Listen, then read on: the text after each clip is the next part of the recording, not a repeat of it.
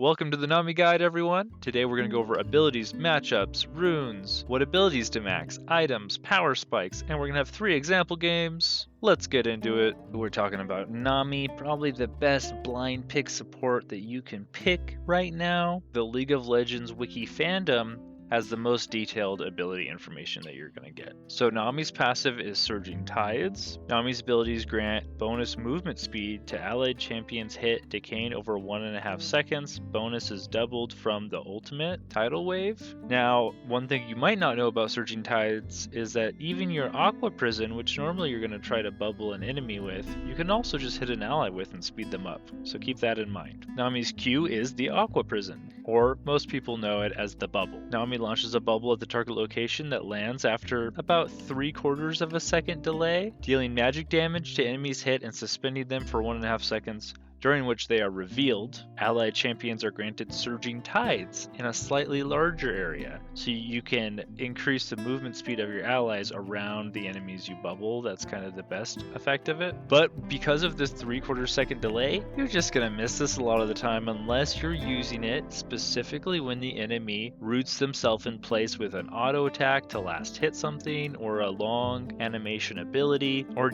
you're using it as follow-up when somebody else stuns them, or maybe you knock them up with your ultimate. Ebb and Flow is the bouncing wave that she has, and this is our main trading ability in laning phase. Nami unleashes a stream of water onto the target champion or herself, which then bounces to nearby unaffected champions up to twice, alternating between enemies and allies and Nami. Ebb and Flow heals allies and deals magic damage to enemies, with each bounce modifying the effectiveness of the next by -10%. Now in lane, if you can get double bounces on the 2 enemy laners in the bot lane consistently, you're going to just win the lane on your own. Now, the problem is you can't position to do that against a lot of other supports, but you should always be trying. That's the dance you play in laning phases. Hey, are you going to let me double bounce or nah? And if they're going to let you double bounce, you're going to get a lot of effective use of your mana off this ability, and in any case, really, you're just going to max this first. Nami's E is Tidecaller's Blessing. Nami blesses herself or an allied champion for 6 seconds, empowering their next 3 basic attacks or abilities to each deal bonus magic damage and slow enemies for 1 second. Empowered abilities that apply airy damage only deal a percentage of the bonus damage to non-champions. If she was partnered with a mage, she could probably clear the wave too fast, so they added this nerf on the ability a long time ago. Tidal Wave, Nami's ultimate, surges a tidal wave in the direction, granting sight around its trajectory as it travels, dealing magic damage to enemies hit and knocking them up for half a second, and slowing them by 70% for 2 to 4 seconds, based on the distance traveled. You can use this as an engage or disengage, depending on the situation. A good way to use this early is to catch them with the tidal wave, into the Aqua Prison, into a double Ebb and Flow bounce after you've Tidecaller blessing yourself. You also can hit your allies with the tidal wave, don't forget, to double the movement speed from Surging Tides. So you're kind of at the back of your team and you want to hit the back of their team. But here are the win rates for abilities to max. It's almost always WEQ. Your Q is kind of that 1-point wonder ability. You only need it for the stun. Scaling it up isn't super important. You're mostly looking to get your double bounces really strong, and the extra damage and slow from Tidecaller's Blessing really strong, and you just really need to hit that 1 Q during the fight. It's going to be like a 12-second cooldown most of the game, but getting a 1.5 second stun is really good. The stun time doesn't scale, it's just the damage scales in the cooldown, so we save that for last. As I said, Nami is basically the best blind pick support you can pick. She's only countered by Maokai. Ban Maokai, first pick Nami, you have a fair game. At the very least, it's 50-50. You know, they could pick a couple assassins mid. That could be rough for you. They can pick Singe and he can just kind of run you down. That could be bad for you.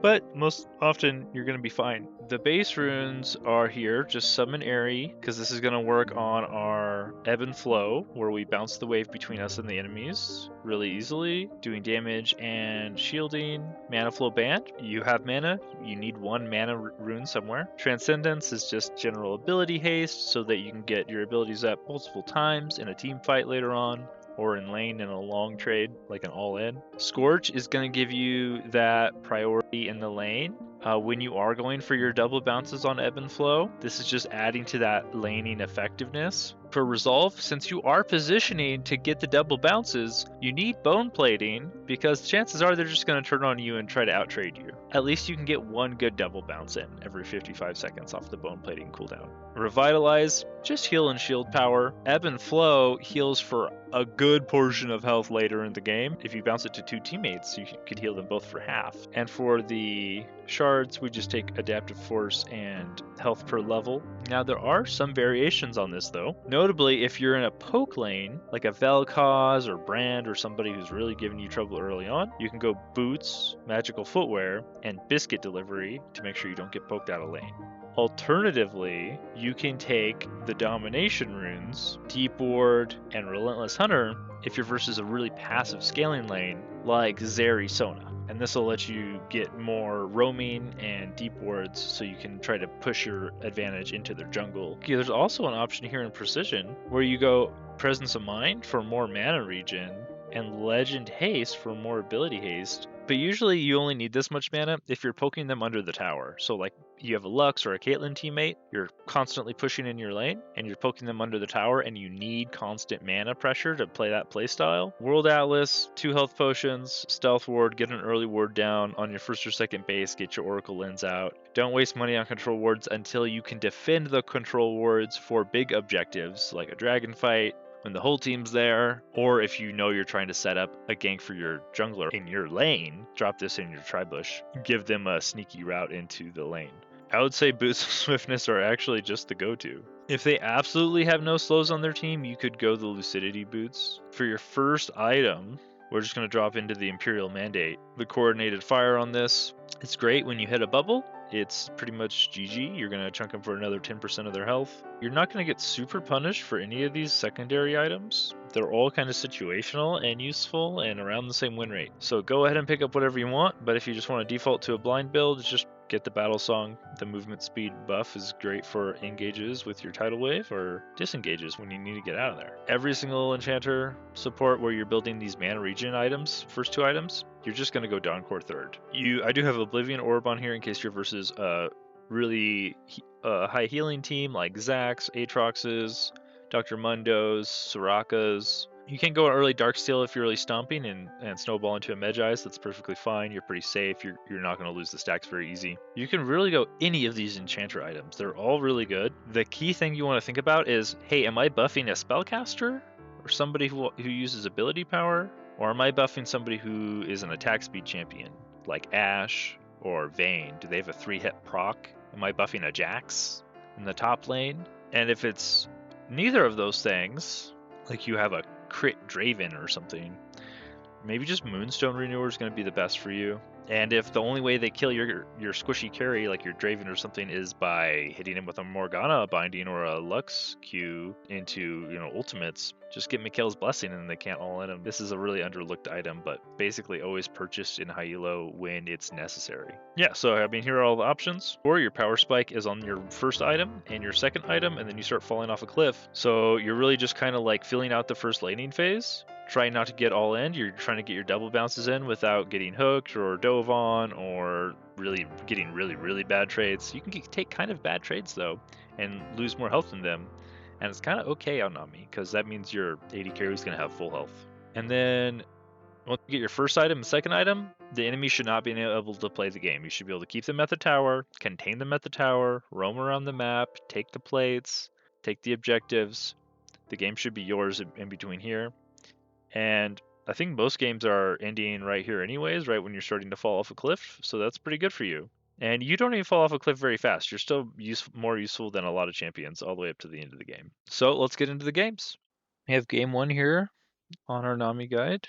This game we're versus a Nautilus support. And most of the time you would want to defend your jungle here, but it's kind of a death sentence in this matchup. So you're just going to wait for the first wave to show up, and you're going to stand on the opposite side of the wave from the bush, because he's for sure in the bush. Now, to fight this, you got to use your minions, and stand in your minion wave so they draw aggro from the minions. Keep focusing whichever one's taking more damage from the minions. In this case, it's just the Nautilus, and you're going to win. After you get the kill, you don't have to worry about overstaying or anything. Just, you know, the respawn timers are so low, just get your base off. Now, nothing really happens, so we're skipping ahead to where we get ultimates, and we get a jungle gank here. With Nami Ashe, it's a pretty good pick comp, so the Briar can just run through the river right into the lane, and we can kill them on vision. Now to counter the Brand gank, I'm just kind of trying to stall, and Ashe kills the Nautilus off screen. And if we were a little more aggressive, we could have got the Brand too. Now again, we have our ultimates. We just pick the Misfortune here. This is the only real way we win this fight. In a fair fight where they don't dive us in our minion wave level 1, is we gotta have to pick the Misfortune out of the two of them and kill him.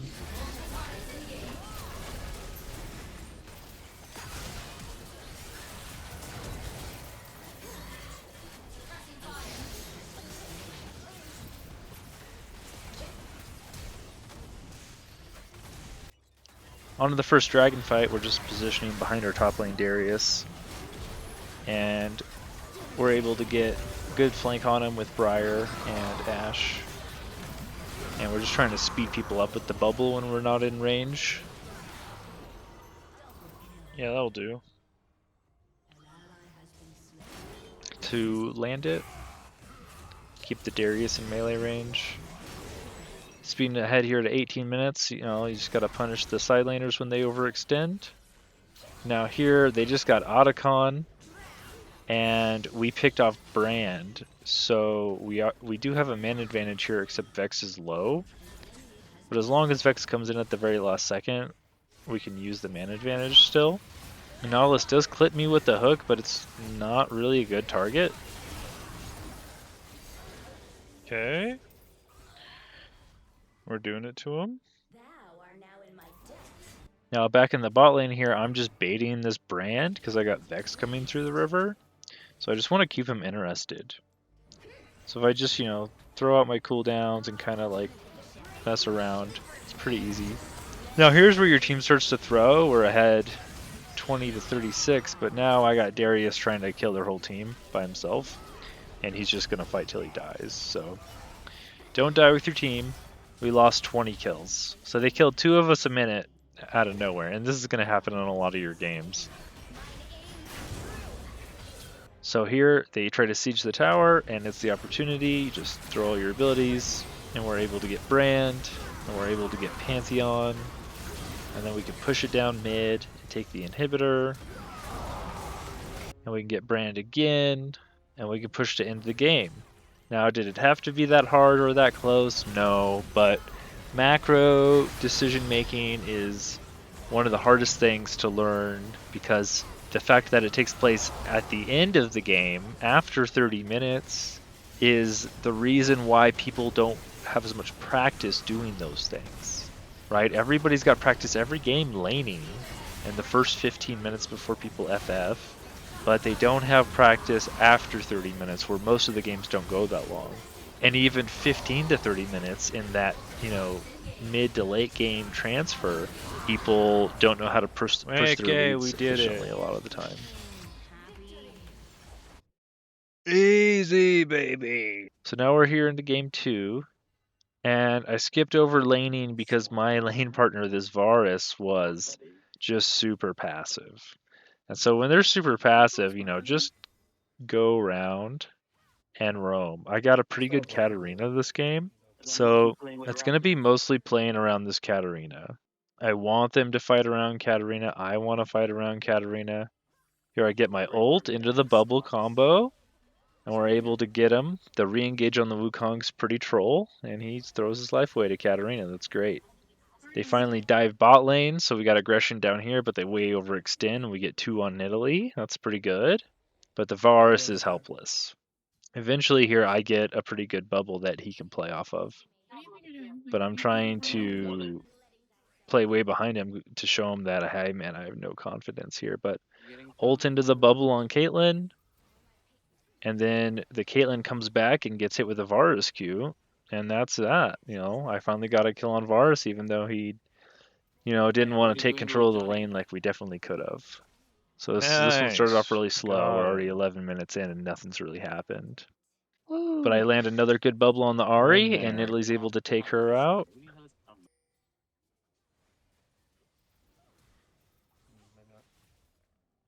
I'm not gonna fight. Actually, I got it. Are you fighting for Atakahn or are we just shoving? I mean, you should be. Now I'm trying to get vision down. Everyone's on Atakahn. We have to hop ahead to 20 minutes. And the Wukong traps himself in the dragon pit. So that's a free pickup for Katarina. In the pit. And we're able to get Atakahn, which is great. Nice. Oh no.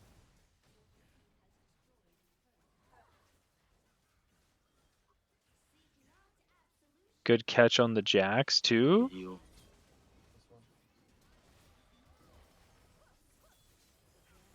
Oh, okay. Now we're really playing around the Katarina here. The Katarina is pretty strong. And we're going to get quite a few kills. Take the Caitlyn ult for the Katarina. And so with Nami, you know, you can play aggressive and make plays when your ADC enables you. But if they're playing super passive, you kind of got to play behind stronger champions on your team, like I am in a lot of these games. Let the other champions take the lead. And just heal off of them and bounce your abilities. If you got a strong teammate, go support them. These games were really hard. They were actually really hard.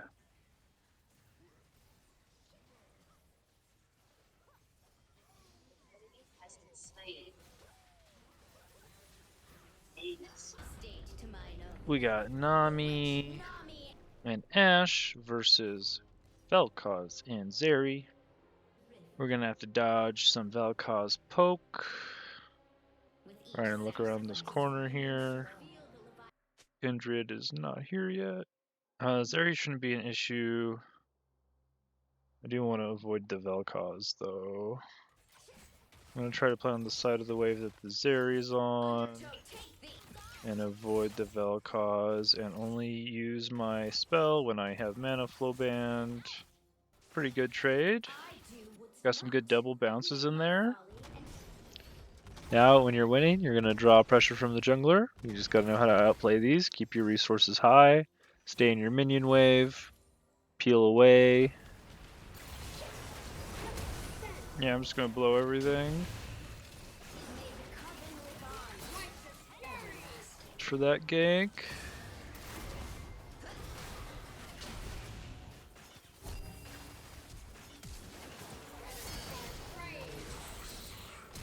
And we kill everybody. No! Oh, I didn't get my spell off. Okay, this is gonna come back to us. Bursted down the Ashe, but we still won on their gank. 3 for 1 on their gank is pretty good. There's another gank. Oh, we got her though. We traded. Ashe dies again to another gank, just playing super aggro, but she traded off that time. Now we got 4 bot on this one, and we're able to do pretty good for a 4-man bot at our tower. It's kind of hard to get in there with auto attacks. Now we got Kassadin, and now it's go time. Now it's fair, 4 versus 4.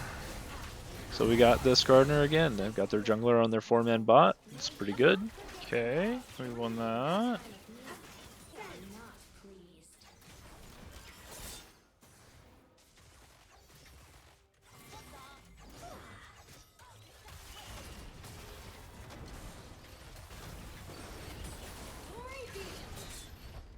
Nice little bubble. Get Vel'koz out of his ult. Okay. Now we're jumping ahead to half an hour here. Nothing really happened there, eh? No, my team inted. So what happens here, we jump from 12 minutes and we skip 17 minutes of gameplay because my team just ran it down. It's 8-5 here. Now it's 27-24.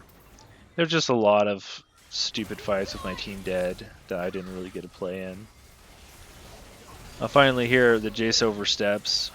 And we're able to get the Jace into the Vel'koz. And we're going to be able to push this all the way to end. Everyone's in a different spot at their learning stage of the game. So people are going to have a big difference in what they think is the right play or not. Finally here, Skardner engages on us, and we're able to counter-engage, and the Malzahar flash ults Ashe. And it actually lasts a long time. And I'm just using the bubble for move speed now. Obviously you enjoyed this video. Watch another one from the playlist. I got Janet and Pyke on there. And I got one that's kind of generic, just to master your champion picks overall. With more to come in the future. Subscribe while you're at it. Peace.